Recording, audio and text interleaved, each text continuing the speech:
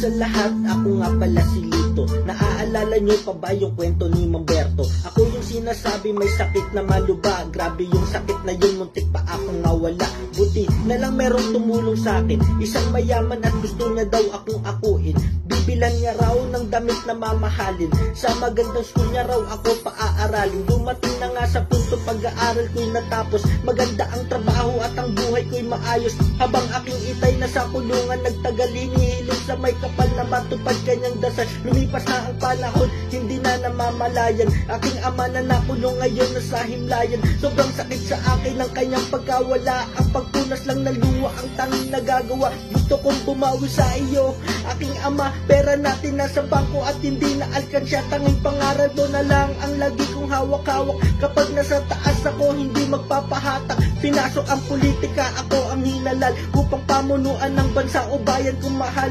Problema ng Pinas ay aking pahuhupain, sariling bayan natin ay di napaluluhain.